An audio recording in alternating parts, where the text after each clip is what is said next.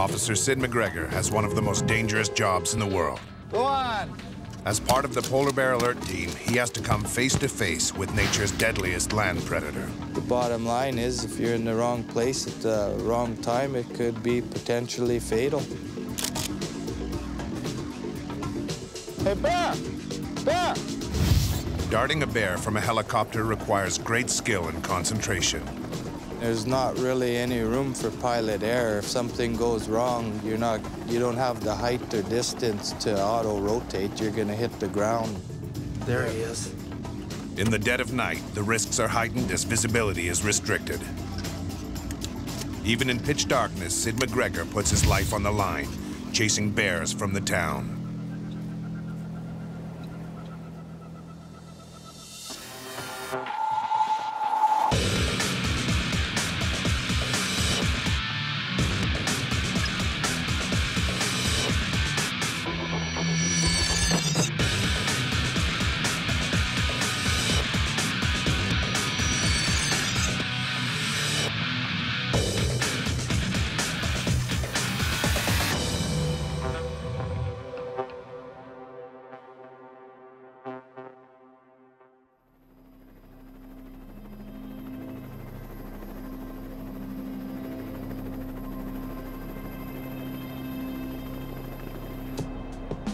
The remote town of Churchill is Canada's most northern seaport in northeastern Manitoba.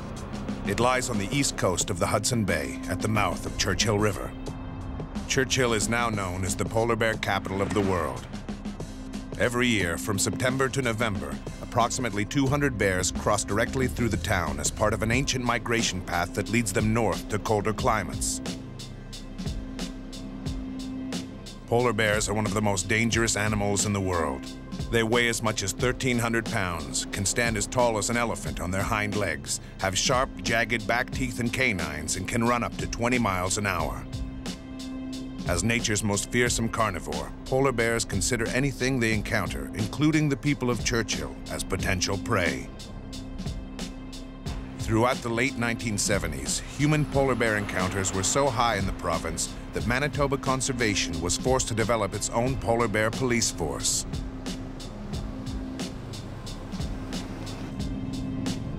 Officer Syd McGregor is the most experienced member of the Polar Bear Alert Team. He is the last line of defense for the people of Churchill against hundreds of hungry polar bears. Polar bears are very dangerous. I mean, they hunt for a living. That's how they exist, and they have no fear of humans. It's the biggest enemy a polar bear has is a bigger polar bear, and the bottom line is, if you're in the wrong place at the wrong time, it could be potentially fatal. Close encounters with these massive bears are a routine part of Officer McGregor's job. Each morning, he heads out to check 12 large covert traps that are placed around the town's limits. Here's one of our covert traps here. We can get out and have a look at it. In order to entice the polar bears into the trap, Sid baits it with seal meat. When a bear climbs in and grabs the bait, the back door drops and the trap is sealed. Polar bears rely on their extraordinary sense of smell, over 20 times more sensitive than humans. They can detect a seal 10 football fields away, hidden under 3 feet of ice. We smell something.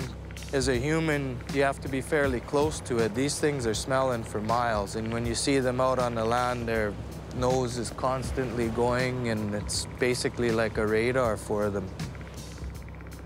After resetting the trap, Officer McGregor continues with his patrol.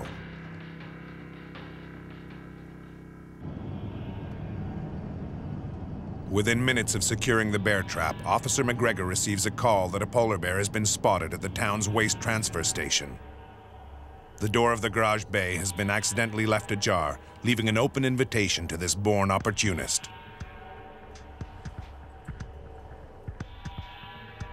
Inside, hundreds of bags of household waste await transfer to the landfill. The smell of decaying food and waste is a siren call to any hungry bear that can detect the odor from miles away. Bears who have become habituated to eating garbage pose a considerable risk to the people of Churchill. Simply putting out their trash could bring them face to face with a hungry bear. There was a local resident went rummaging through the rubble and found some meat in one of the coolers, stuffed it in his pockets, and walked down the street. And some of the reports were people seen that bear follow him and stop, and it basically stalked him, till which time it attacked him and dragged him away by the head. It killed him.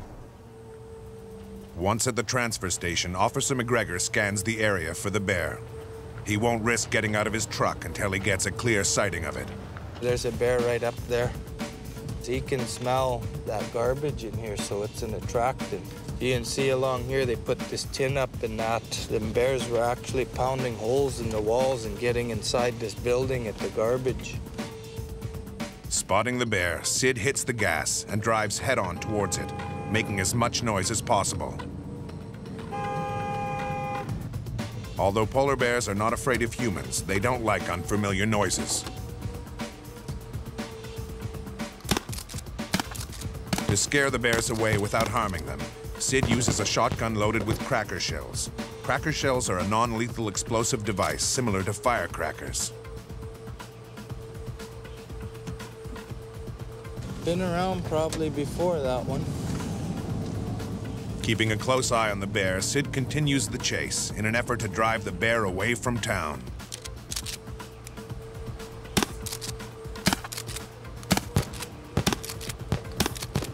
Problem being now is if we wanted to dart this bear, we would pretty much have to do it from a helicopter because we still have open water. Like, I mean, it's frozen over a little bit, but there's no way it could support his weight or our weight. And should we drug that animal now, and he went in that water, and the drug took effect, he would drown in there. And you can see he's not, you know, town is over this way. He's not intent on going there. He wants to come back here, so he'll lie down because he can smell this, and then when it quiets down, he'll come back out. We'll wait and see what happens.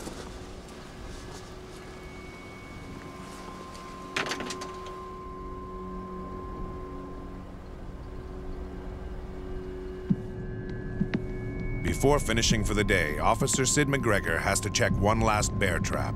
We're gonna check on a trap that a local helicopter company is flying by and said the door is down, so we're gonna go see if there's a bear inside that trap. The traps placed around the town of Churchill capture almost half of all the bears in the area, decreasing the need to tranquilize them with a dart gun. Door is down. Yeah, there's a bear in there. This is a subadult bear. He's not very happy about being in there. It's been processed before. He has ear tags. And we'll load this guy up and haul him away. Even though the bear is safely secured in the trap, Sid is always aware that he's only a few feet away from one of nature's most fearsome killing machines. You're hooking the back of the truck up to this hitch. This bear is right here. So it raises the hair on the back of your neck a little bit when he's, you know, snorting and huffing at you and growling with a deep, low growl. And I mean, he can't get you, but that's pretty close to be to a wild animal, you know. It's makes you think about what you're doing and have respect for that animal. So it's different that way. As soon as Sid hooks up the trap to his truck, he heads off towards the polar bear jail, located on a strip of wasteland on the outskirts of Churchill. Although polar bears pose a serious threat to the citizens of Churchill, the job of the Polar Bear Alert Team is also about preserving the life of the great ice bear. The polar bear jail is composed of corrugated steel and contains 20 cells, enough to hold 16 single bears and 4 family groups. The jailed bears are held here without food or water for up to 3 weeks so that they don't associate humans with a free meal. Come on, buddy. This does not harm the bears because during the fall season, they carry half their body weight in stored fat and have evolved a fasting mode to replace the hibernation periods other bears employ.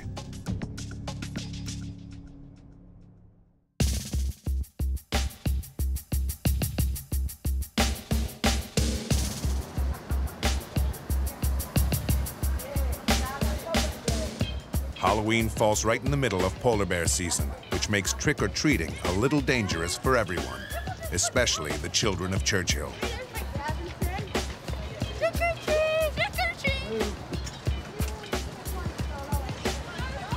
Polar bears are immense, powerful wild animals that attack as fast as lightning and show little remorse for anything that gets in the way of an easy meal. Sid McGregor is one of several officers that are patrolling the streets of Churchill. We don't have this many people out on the street on any other given night. As well, it's definitely more of a concern at night than the day. We can't see in the dark and they can, so that's where we're at a disadvantage. And let's face it, when he's right in town like this, the chances of him having an encounter with a person or a human being is far greater, just by sheer population density, so reaction time has to be fast.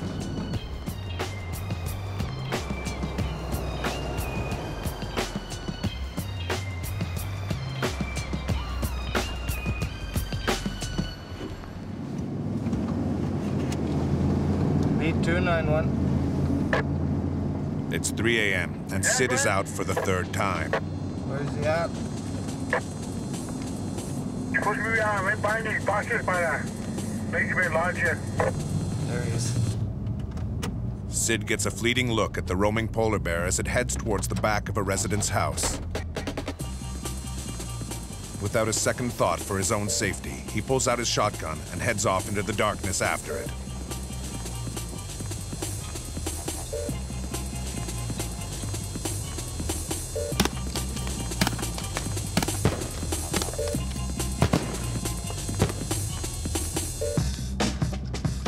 Sid takes a moment to reload his gun before heading towards the railway track in order to cut the bear off.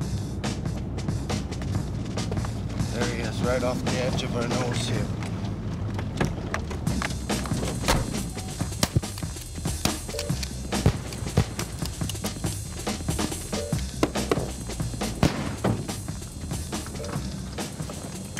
Part of it, I mean, this is the same bear, so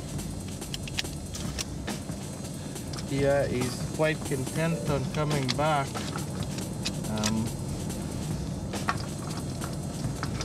We can play this game all night, really. Nature of the beast. So we'll see you in an hour. Roger. Well, joking aside, that's probably not far from the truth. Well, he's, you know, we've had 2 calls with him tonight, but there's a lot more traffic earlier. I mean, it's 3 in the morning, so as there's less and less people around, unless he makes, you know, a fuss in somebody's yard or whatever where they hear him and they phone, he'll wander around town more. Like, he'll get deeper into town before somebody sees him. And it wouldn't be good. You know, I mean, you've seen him and you've seen where, like, he's right in the back of somebody's house over here. The guy that owns the lodge, that's his residence there, and he's on the other side of his fence. And if he wanted to be inside that fence, he would. I mean, that'd be nothing for him to break. Overly concerned about us anyway. I mean, he ran away, but not, he wasn't really in no hurry there towards the end. Lots of early birds, I guess. Yeah, we'll see you in a while.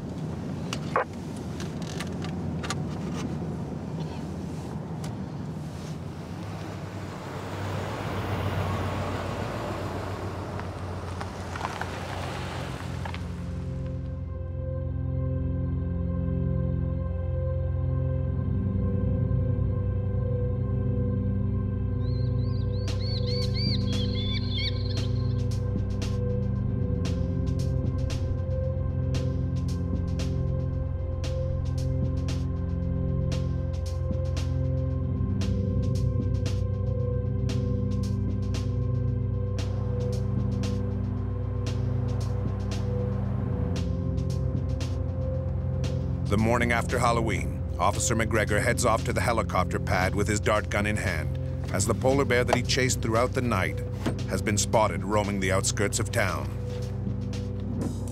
Officer Sean Beaubier conducts operations from the ground. We have a helicopter going up.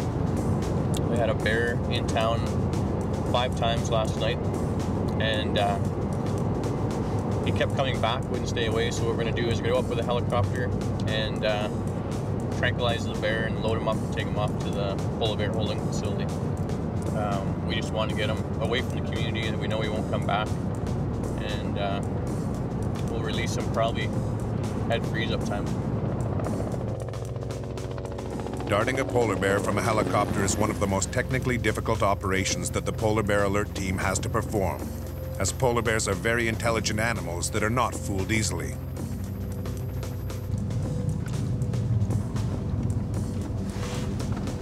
Good morning. I had too much coffee. Where did you see him? That's where he went in the bush. Okay. He might be tough to get if he went in the big bush, yeah. Yeah. But if he's in that big bush, they generally won't come out. I mean, they're hidden pretty well. And if he's been through the drill, like some of the bears have been darted with helicopters before, and they get wise to it. And they'll hide under trees or go to an edge of a lake. They almost seem to know that we won't dart them by a lake, because if they go into the water and they go to sleep, then they drown. So we won't dart them by water. So it's almost like they get wise to that, and they know our moves.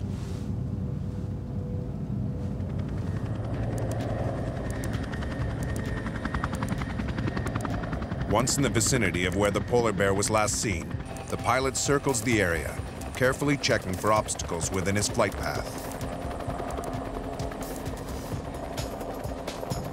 The pilot spots the bear and moves into position, hovering only 100 feet above land.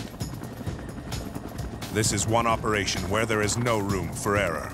If something goes wrong, you don't have the height or distance to auto-rotate. You're gonna hit the ground, and usually those things don't turn out too well. Trying to shoot a tranquilizer at a moving target from a moving helicopter demands a lot of skill. Not only is it difficult to hit the bear, but the dart must be precise and strike it in the shoulder or neck. The helicopter pilot is an important partner in this effort. He or she must be able to work with the team and have a good understanding of bears and their behavior. The pilot must be able to bring the helicopter in close enough and fast enough for the shooter to get a good shot.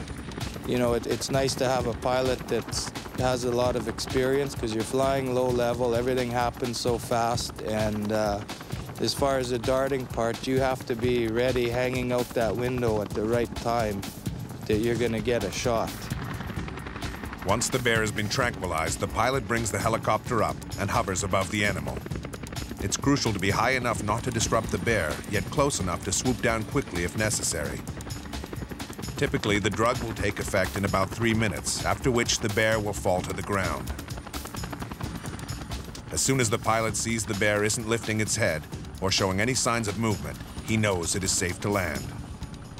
Since helicopters can land almost anywhere, they will stay fairly close to the animal, within 300 feet or so, and carry the equipment from there. 1.9 is an old bear. To immobilize the bears here, we use telazol, which is a combination of tiletamine and zolazepam, and it's basically a major muscle relaxant. I mean, you could compare it to a Robaxacet times 1 million. They can hear and smell and see us, but they can't move. 142. Initially, they'll check the position of the bear to make sure that it is breathing properly, then record its vital statistics for future reference. 233. Fat, 3. Tooth where? Males commonly weigh between 900 and 1,300 pounds, All good. although very large males have been recorded in excess of 2,000 pounds, standing more than 12 feet high. The Polar Bear Alert Team are always on edge, constantly watching over their shoulders for the unanticipated arrival of other bears. As soon as they have gathered the necessary data, the bear is carefully placed in a net and flown off to the bear jail, where it will spend up to 3 weeks before being released back into the wild.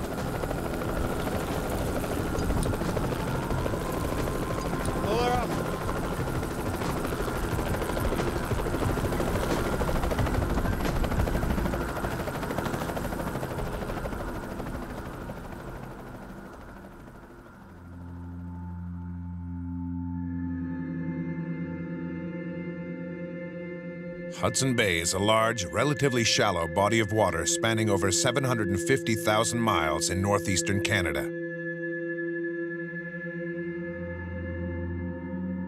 It is bounded by Nunavut territory to the north and west, Manitoba and Ontario to the south, and Quebec to the east. The population of polar bears in the Hudson Bay area has dropped 22% since the early 1980s.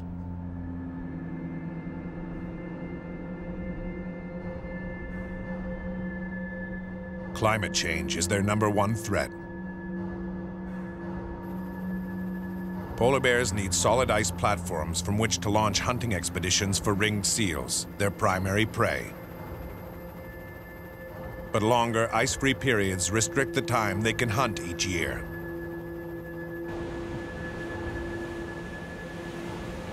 The Hudson Bay is only frozen in winter and spring, so from July to November, bears must live off their stored fat reserves. Because the sea ice is melting earlier in the spring, it forces the polar bears to land before they have developed enough fat to last them through the summer months. This manifests itself in a drop in the weight of polar bears and affects the birth and survival of cubs. Numerous scientists have warned that if global warming continues to persist at its current rate, the polar bear is unlikely to survive.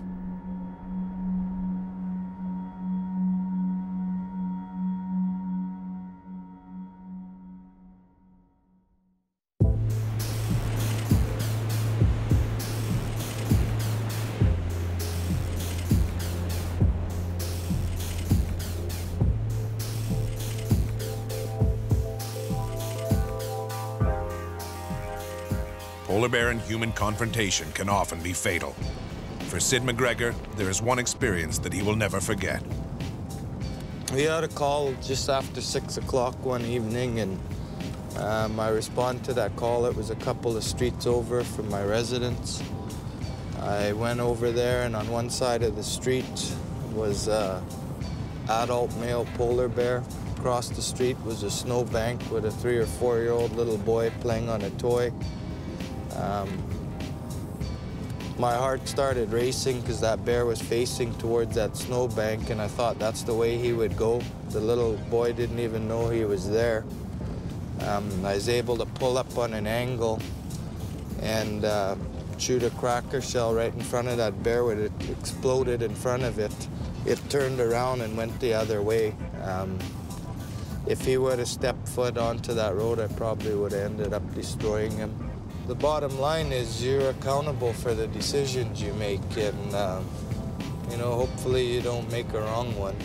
The last thing you want is for something to happen, you know, like in that situation to that child. That would have been awful.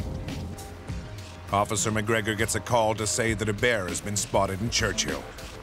When a bear is in town, it becomes the #1 priority for the entire polar bear alert team. He's in town already, so we're gonna have to pick up the pace here.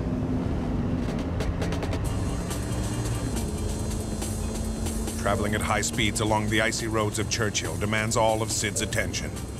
At this speed, there is no room for error.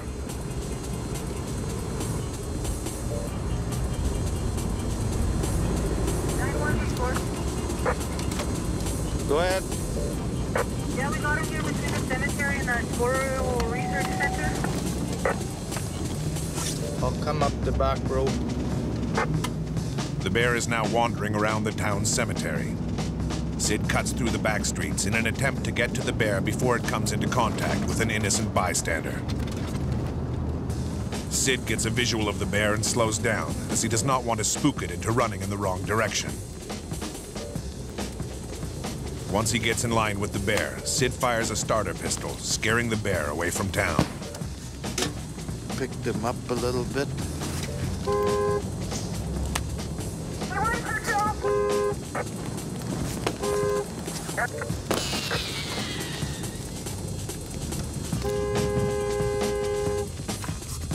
Go on.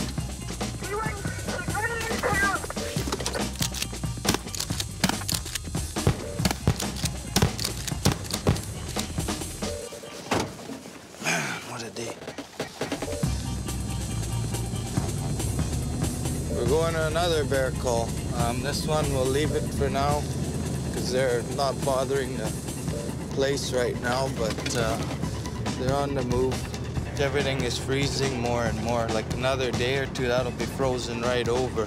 And that's really what they like, is when everything's frozen over, because they just go in a straight line. They're not going around ponds and stuff. Officer McGregor heads towards the coastline, where there has been a sighting of another polar bear making its way towards town. Once the winter months set in and the Hudson Bay starts to freeze over, polar bears begin to head north along the coast in search of ringed seals, traveling up to 3,000 miles in their search for food.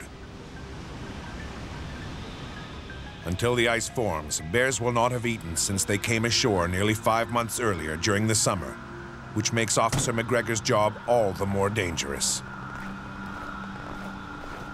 Any encounter could easily turn into a life-or-death confrontation. There's always an unknown, and there's a risk that something could happen to you at work. You know, everybody hopes that everybody comes home safe at the end of the day, and we go from there. Is there a chance something could fatally occur? Absolutely. It's occurred in the past in different places, and hopefully it won't occur with me. Although the bear can see and smell Officer McGregor, it is not afraid of his presence and continues to walk towards him. The bear climbs over the icy rocks with ease, taking a few seconds out to smell the air.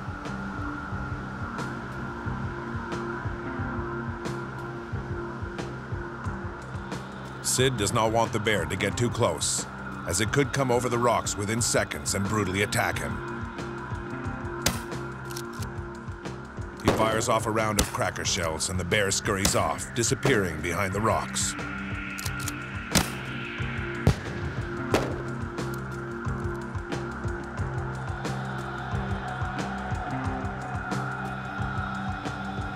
Sid gets back onto the main road to see in which direction the bear is heading.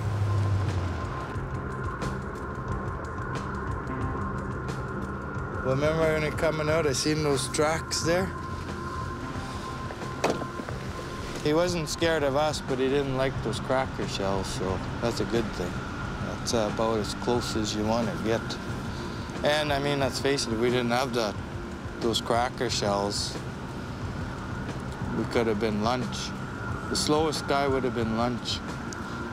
But no, it's like this time of the year along this coast and that, myself personally, even if I was on my time off, not working or whatever, I wouldn't be without a firearm down here. Well, look at him. He just happened to be there along the shore, and he's coming all the way. He wants to go north. And that's the direction he's going. He's going to follow the shore. Hopefully he'll stop over here somewhere, because if he follows it long enough, he'll be right near town.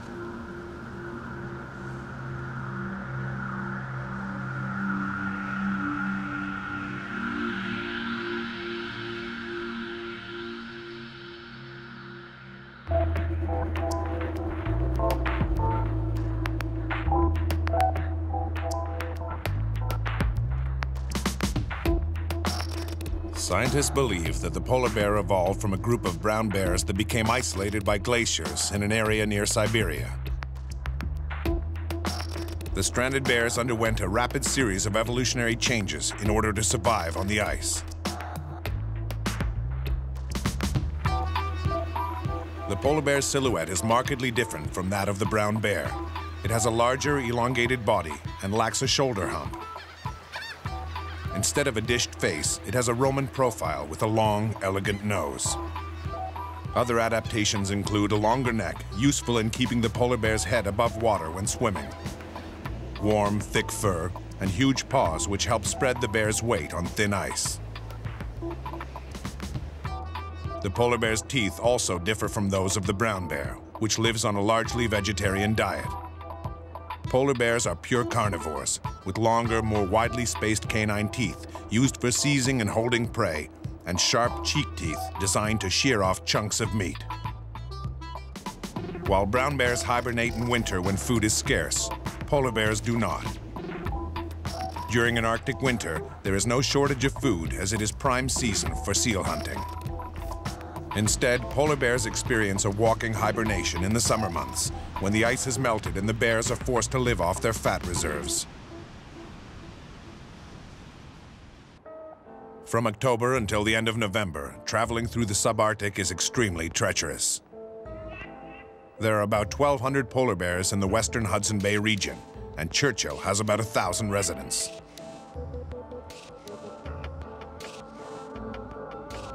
This dangerous ratio keeps the Polar Bear Alert Team on their toes. With so many bears roaming around, a routine patrol can turn into a life-threatening encounter.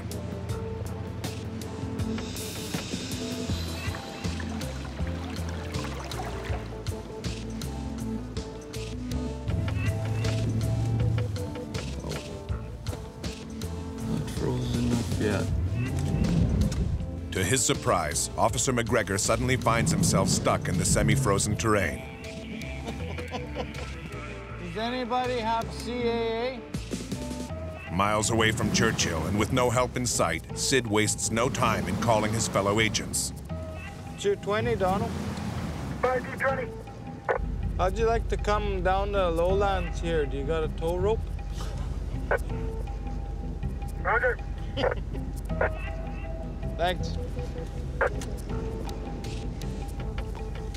Oh well. Back to life, eh? Not exactly like you can call CAA. Especially when you live in a town that doesn't even have a tow truck.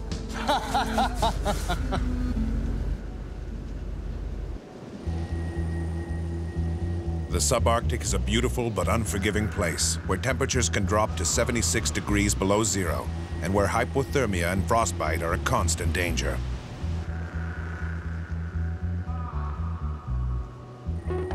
Sid stays in his truck until help arrives.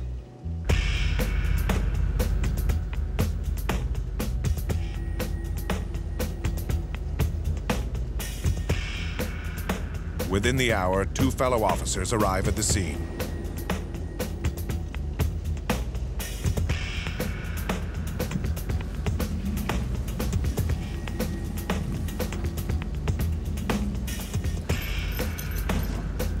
They quickly attach a tow rope to his truck and pull it onto even ground.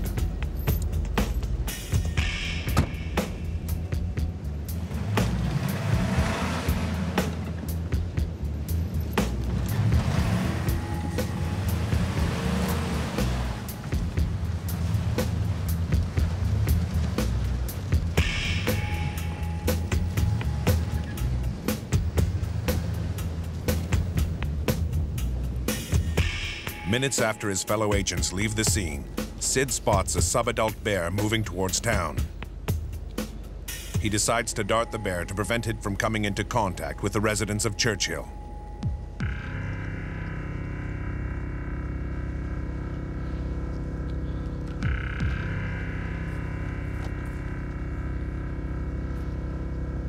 Hey, bear! Bear!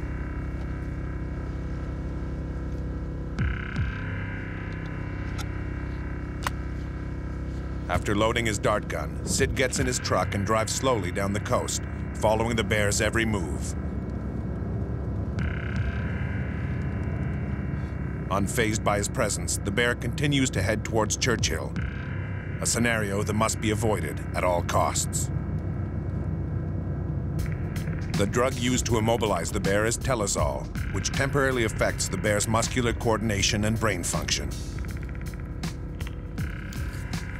Although Sid has a clear shot of the bear, he has to take his time and carefully shoot the dart between the bear's neck and shoulder. This is one of the few areas on a polar bear where the fat layer is thin and where the drug will be released directly into the muscle tissue. Once in the muscle, the drug will circulate faster than it would through fat tissue.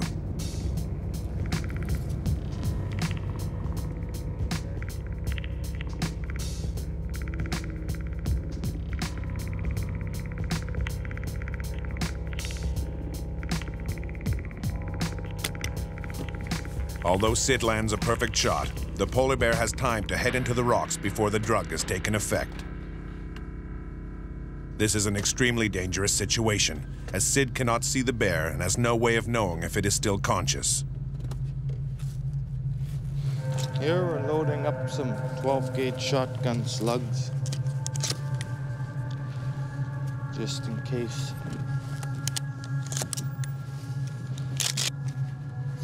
Over the past 200,000 years, polar bears have evolved into highly skilled predators. Officer McGregor knows them well enough to fear them. He cautiously approaches the rocks. If the drug has not taken effect, the bear could attack him, and he will have no more than a few seconds to react to the situation. Lovely.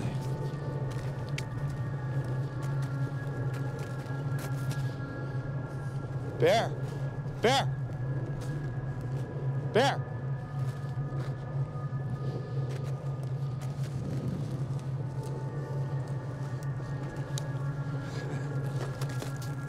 I just have to put him in the right position. Young male, anyway. No ear tags. Brand new bear. The effects of the drug are not long-lasting, and that means Sid must work quickly. That's a recovery position. That keeps his breathing. His teeth are good too. We check for the wear on them, whether the canines are broken or not. And also with this guy, what we're gonna do is we are going to take this premolar tooth, and that'll get sent in to the Canadian Wildlife Service, and that's how we'll know the exact age of that bear. So what'll happen with him is we'll get him to an area where we can work on him, and then we'll measure him up. His fat, I could tell you, is a 3. He's in good shape, this bear.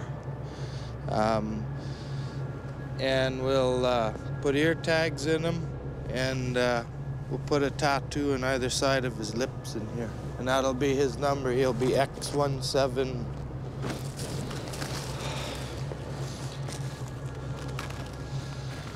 How are we gonna get him out?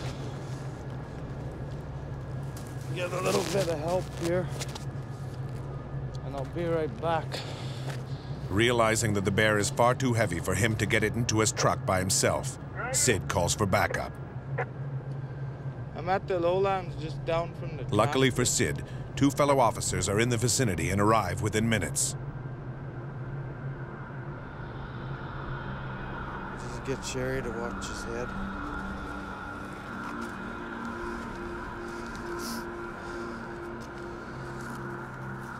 They sling a rope around the bear's paws and begin to pull it out over the rocks, always treating the bear with great respect and care.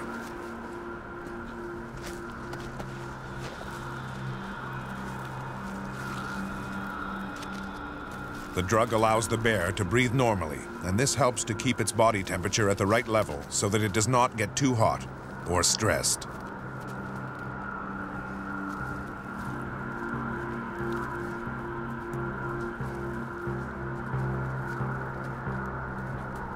As soon as they get to a clearing, the bear is placed on a stretcher and loaded onto Officer McGregor's truck.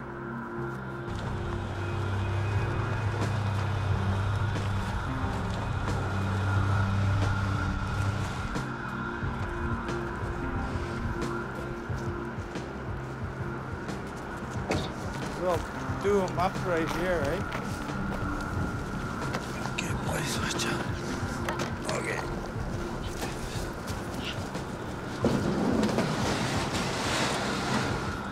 The team gets to work. A plastic ear tag is attached to the bear for identification purposes. There's Daryl and them. A premolar tooth is also extracted. You got it? Once we The know age of the bear can be determined by examining a thin slice of tooth and counting the layers, just like the rings in the trunk of a tree. A sequence of numbers is then tattooed onto the inside of the bear's lip. Both ear tag and tattoo have the same number. If the bear is caught again, they will know its history and vital statistics.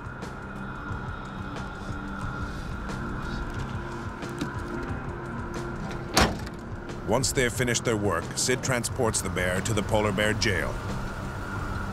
The tranquilizer will wear off within the hour. Hopefully, after what it has been through, the bear won't want to come back towards town anytime soon.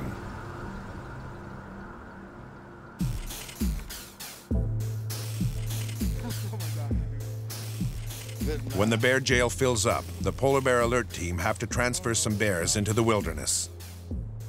The bears that have been at the jail the longest are the first to go. Transporting a polar bear is a dangerous operation, with little room for error, especially when the bear in question weighs 1,056 pounds and goes by the name of Brutus. It takes 8 men just to lift him onto a stretcher.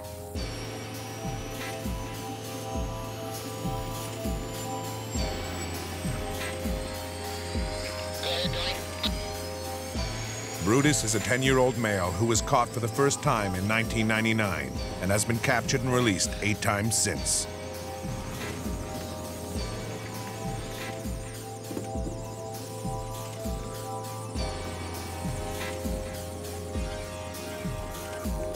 Usually before a bear goes out, it's immobilized, but we give it what we call a top-up, and it's a hand injection of 2 to 3 cc's of Telazol, which ensures us a little more time. On average, that bear is out about 3 hours before he can totally be up on all fours.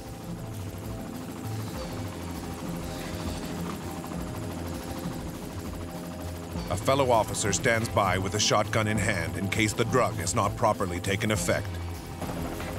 Once the pilot of the helicopter is ready to go, he gives ground crew the signal, and the airlift commences.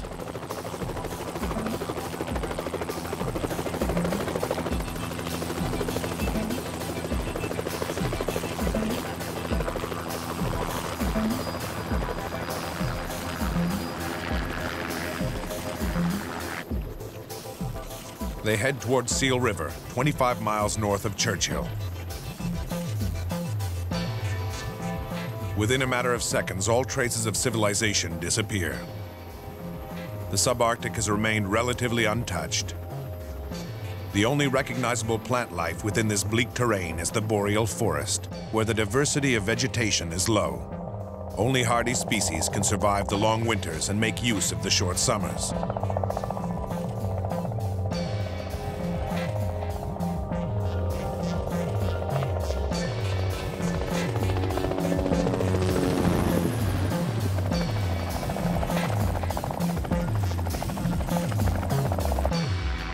Once the helicopter is in the vicinity where Brutus is to be released, the pilot circles the area to see if there are any other bears. Polar bears are master ambushers, and it would take but a few seconds for one of them to attack and kill a member of their crew. As soon as Sid gives the pilot the okay, he finds an open area to land. After landing, the polar bear agents have to physically release Brutus from his net. They must make sure that every move is carefully calculated as the drug is beginning to wear off and Brutus is slowly waking up.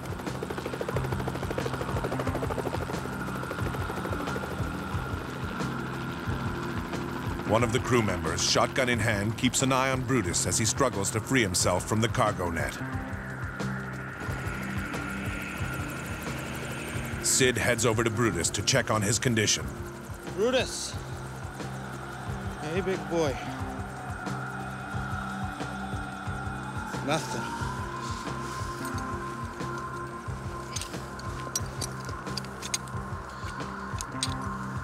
Starting to come out of the drug.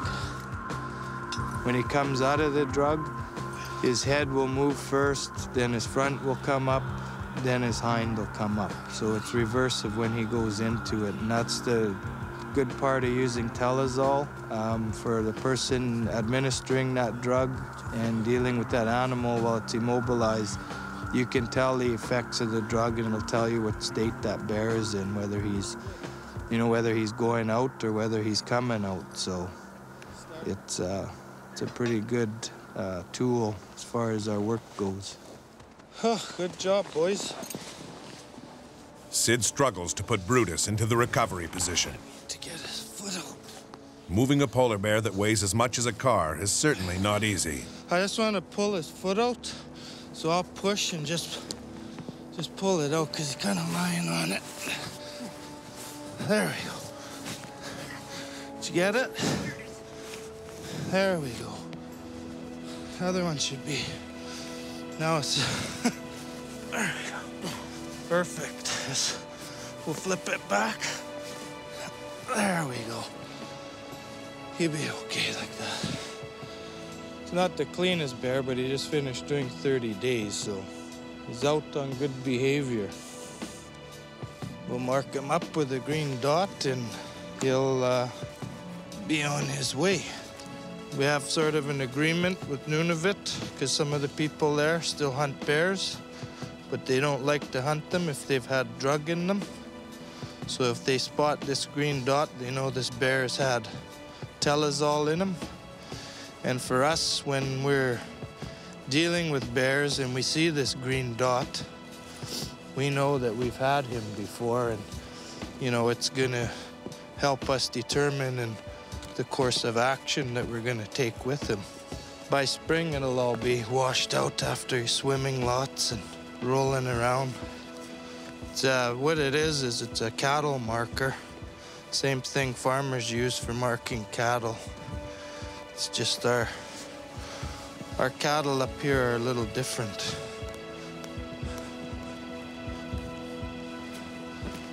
There you go, bud. Looking dapper.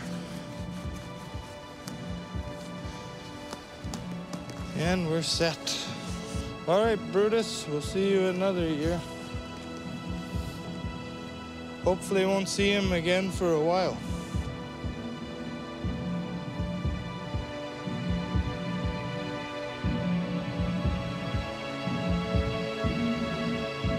Yeah, it's time to go, boys.